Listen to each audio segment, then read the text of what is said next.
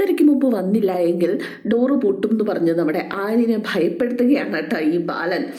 ഞെട്ടിത്തെറിച്ചിങ്ങനെ നിൽക്കുകയാണ് മിത്രയൊക്കെ. മറ്റുള്ളവരെ ബുദ്ധിമുട്ടിക്കുന്നതിന് ഒരു പരിധിയില്ലേടാ. ഈ കൊച്ചൊക്കെ ഉറങ്ങാതെ ഇങ്ങനെ ഇരിക്കല്ലേടാ.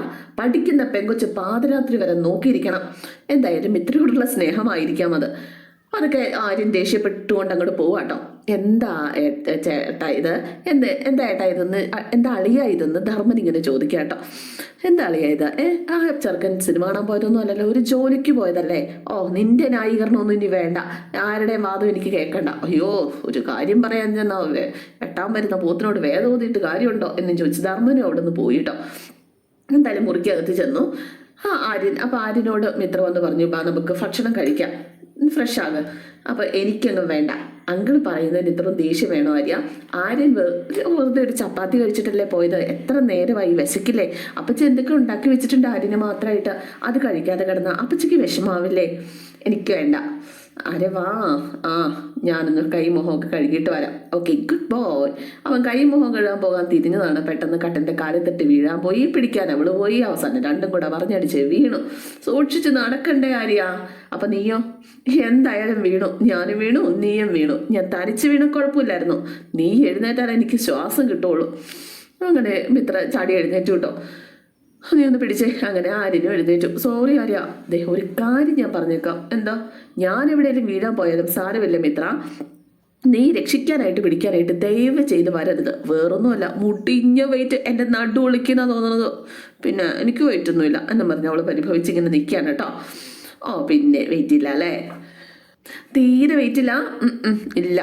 അതേ വെയിറ്റ് ഇല്ലാന്നേ, വെറുതെ പറഞ്ഞതാ ഞാൻ. തീരെ വെയിറ്റ് ഇല്ല, എന്താ ഒരു പഞ്ഞിക്കെട്ട് പോലെ ഉള്ളൂ. അവൻ മിത്ര പതുക്കെ ഒന്ന് പുഞ്ചിരിക്കുക. മിത്രയുടെ താടി ഇങ്ങനെ പതുക്കെ കയ്യിലെടുത്തുകൊണ്ട് അവനിങ്ങനെ മിത്രയുടെ അരികിലേക്ക് വരിക. അതേ ഞാനേ പോയി ഫ്രഷ് ആയിട്ട് വരട്ടെ. മിത്ര എന്തൊക്കെയോ പ്രതീക്ഷിച്ചിരുന്നു എന്ന് തോന്നുന്നു. എന്തായാലും മിത്ര ഒരു നാണത്തോടെ ഇങ്ങനെ നിൽക്കുകയാണ്. ആര്യൻ ഫ്രഷ് ആകാനായിട്ട് കയറി പോവുകയും ചെയ്തു കേട്ടോ. പിന്നെ കാണിക്കുന്നത് ആര്യൻ ഫ്രഷൊക്കെ ആയിട്ട് വന്നു. നമ്മുടെ മിത്ര അന്നേരം തന്നെ ഫുഡ് എടുത്ത റൂമിലേക്ക് കൊണ്ടുവന്നു. ഞാൻ അങ്ങോട്ടേക്ക് വരാൻ തുടങ്ങുമായിരുന്നല്ലോ, അതേ ചൂടോടെ ഇവിടെ ഇരുന്ന് കഴിച്ചോ, ദാ പിടിക്കും. അങ്ങനെ കട്ടിലിരുന്ന് കഴിക്കുക. ഇതാ കഴിക്കുക, കഴിക്കുക എന്നും പറഞ്ഞ്. എങ്ങനെയുണ്ട്? ബാലനാണ്. ബാലൻ പിറ്റേ ദിവസം ഇങ്ങനെ വഴിയരികിലോ സ്കൂട്ടറുമായിട്ട് ഇങ്ങനെ കാത്തു നിൽക്കുകയാണ്. ആരോ വരുന്നതും കാത്ത് അങ്ങനെ വന്ന് ചാടി. ആരാണാവോ? മറ്റാരുമല്ല, അനന്തനും അലോകും തന്നെയാണ്. ഇന്നലെയേ മിത്രയെ അമ്പലത്തിൽ വെച്ച് ഓരോന്ന് പറഞ്ഞത് ബാലന് സഹിച്ചില്ല. അതിന് രണ്ടെണ്ണം പറയാൻ വേണ്ടിയിട്ട് വന്നിരിക്കുകയാണ്. എന്താടാ എന്ന് ചോദിച്ചുകൊണ്ട് ഇറങ്ങി. അതെ നിങ്ങൾ ഈ വഴി വരും എന്നറിഞ്ഞിട്ടാണ് ഞാൻ കാത്തു നിന്നത്. പരിചയമില്ലാത്തൊരു കൈ കാണിച്ചാൽ ഞങ്ങൾ നിർത്താറില്ല അല്ലേടാ ലോകെ, ആദ്യമായിട്ടാണ് ഞങ്ങൾ നിർത്തുന്നത്.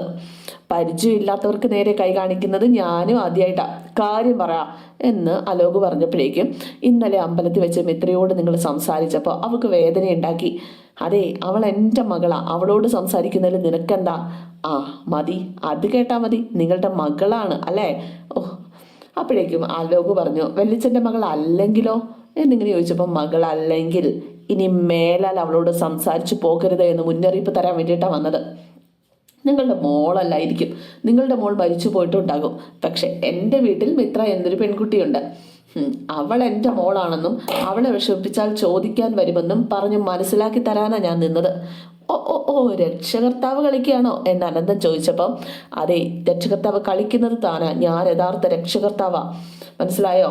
ഇന്നലെ തന്നെ അങ്ങോട്ടേക്ക് വരണമെന്ന് ഞാൻ കരുതിയതാ, എൻ്റെ മകള് തടഞ്ഞുകൊണ്ടാണ് ഞാൻ ക്ഷമിച്ചത്. അപ്പം അലോക് ചോദിച്ചില്ലെങ്കിലോ? അതെ എന്നിട്ട് വീട്ടിൽ വന്നതിൻ്റെ ചെകിടടിച്ച് ഞാൻ പൊട്ടിച്ചേനെ എന്ന് അലോകിനോട് പറഞ്ഞു. എടാ നീ കുറേ കാലമായി അവളെ ദ്രോഹിക്കാൻ ഇറങ്ങി നടക്കുന്നു, ഇനി ആവർത്തിച്ചാൽ നീ വിവരം അറിയും. എന്തായാലും ദേഷ്യത്തോടു കൂടി അലോക് ആ ബാലന് നേരെ കൈ ഓങ്ങാൻ തുടങ്ങിയപ്പോഴേക്കും കൈ പിടിച്ച് താഴ്ത്തി വെക്കുകയാണ്, പിടിച്ച് നിർത്തുകയാണ് അനന്തവർമ്മ. വലിച്ച അയാൾ പറഞ്ഞത് കേട്ടില്ലേ? എന്തായാലും ബാലൻ വണ്ടി അങ്ങ് എടുത്തോണ്ട് പോയി കേട്ടോ. അയാൾ പറഞ്ഞത് ഞാൻ കേട്ടു, വരട്ടെ, അവന് ഞാൻ കാര്യമായ മറുപടി കൊടുക്കുന്നുണ്ട്, നീ വാ എന്ന് പറഞ്ഞുകൊണ്ട് രണ്ടുപേരും കൂടെ പോവാം. പിന്നെ കാണിക്കുന്നത് വിഷുവിന് കണിയൊക്കെ ഒരുക്കുകയാണ് നമ്മുടെ ദേവി. എല്ലാത്തിനും കൂട്ടായിട്ട് മിത്രയും മീനാക്ഷിയും ഉണ്ട് കേട്ടോ. എങ്ങനെയുണ്ട് എന്നിങ്ങനെ ചോദിച്ചപ്പോൾ, കൊള്ളാം, എൻ്റെ വീട്ടിലെ അച്ഛനമ്മയ്ക്ക് നിർബന്ധം ആവശ്യക്കണി ഒരുക്കുന്നതേ ഞാനായിരിക്കണമെന്ന്. ഇനി നമ്മുടെ കുടുംബത്തിൽ ഐശ്വര്യം വന്ന് നിറയും എന്ന് മീനാക്ഷി പറഞ്ഞു. ഇനിയേ അതിരാവിലെ വിളക്ക് കൊളുത്തി തൊഴുമ്പോൾ ഈ ഐശ്വര്യയെ ഇരട്ടിയാവും. പിന്നെ നമ്മുടെ മിത്രയോട് ആര്യൻ രാത്രിയിൽ ഇങ്ങനെ പറയാണ്, നാളെ വിഷുവാണ്, പക്ഷെ എനിക്ക് അതിരാവിലെ ആലുവ വരെ വന്ന് പോകണം, ഒരു ജോലിയുടെ കാര്യത്തിന് വേണ്ടിയിട്ടാണ്. അയ്യോ, നാളെ വിഷു ആയിട്ട് തൊഴണ്ടേ, യാത്ര അടുത്ത ദിവസത്തേന് മാറ്റിക്കൂടെ? അങ്ങനെ മാറ്റാൻ പറ്റുന്ന യാത്രയല്ല മിത്രേ, നാളെ തന്നെ എനിക്ക് പോകണം.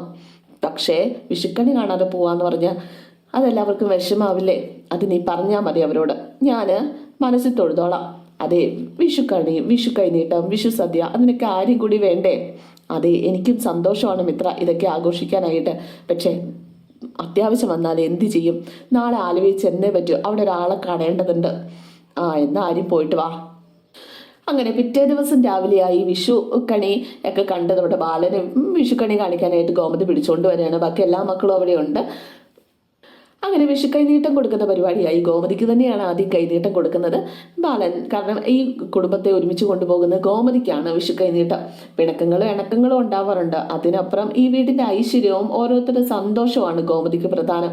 ആ ഗോമതിക്ക് അല്ലാണ്ട് പിന്നെ ആർക്കാ ആദ്യം കൊടുക്കുക?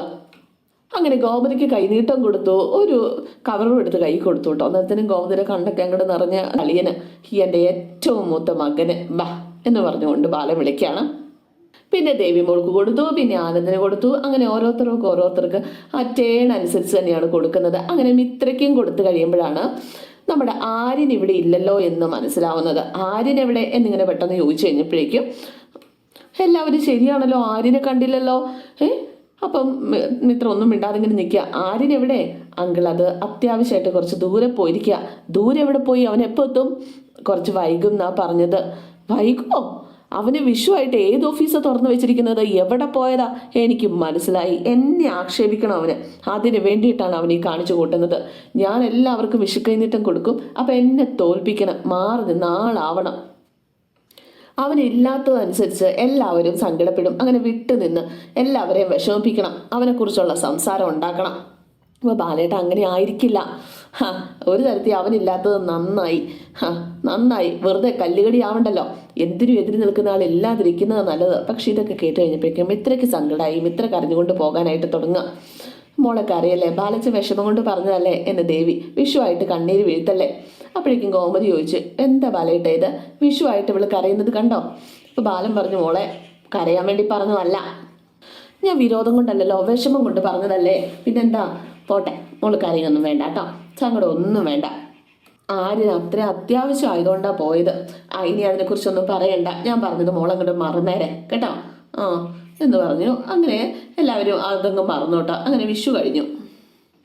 രാത്രിയിൽ ആരും വന്നു.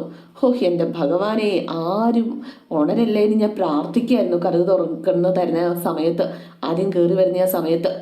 അതിരിക്കട്ടെ, പോയ കാര്യം എന്തായി? അതൊക്കെ പറയാം. ഇവിടുത്തെ വിഷു എങ്ങനെയുണ്ടായിരുന്നു? നന്നായിട്ട് ആഘോഷിച്ചോ? എന്നെ ആരെങ്കിലും അന്വേഷിച്ചോ? അപ്പം മിത്രയുടെ മുഖം അങ്ങോട്ട് മാടിയിട്ടോ. എന്തു പറ്റി? അച്ഛനെന്തെങ്കിലും പറഞ്ഞോ?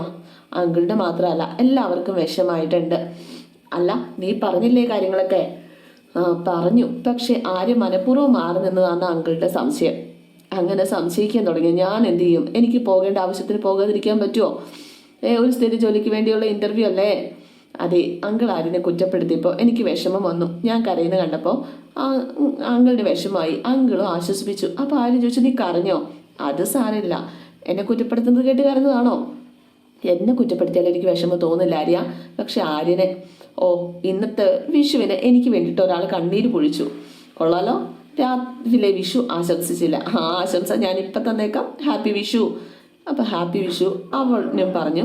സത്യത്തിൽ അച്ഛൻ്റെ കയ്യിൽ നിന്ന് വിഷു കൈനീട്ടം വാങ്ങണമെന്നൊക്കെ ഉണ്ടായിരുന്നു. ഇനിയിപ്പോൾ അത് അടുത്ത വിഷുവിനാകാം. അപ്പോഴാണ് മിത്രയ്ക്ക് കൊടുത്ത വിഷു കൈനീട്ടവും ഒരു കവറും അവിടെ ആരും കാണുന്നത്. അപ്പോൾ സംശയത്തോടു കൂടി അതിലേക്ക് ഇങ്ങനെ നോക്കുകയാണ്. അപ്പോൾ ഇന്നത്തെ എപ്പിസോഡ് ഇവിടെ അവസാനിക്കുകയാണ്.